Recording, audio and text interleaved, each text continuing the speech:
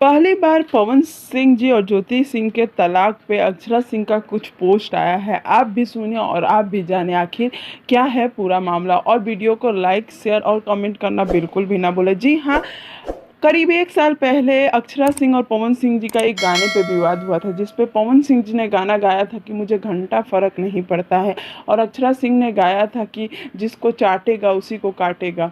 और इसी गाने को लेकर काफ़ी विवाद हुआ था। इसी पे किसी फैंस ने अक्षरा सिंह पे गुस्सा दिखाया था, तो इस पे अक्षरा सिंह ने कहा था कि ज्योति और पवन सिंह जी का तलाक होने वाला है। लिखा था कि पवन सिंह तो अपनी पत्नी को दे रहे हैं तलाक।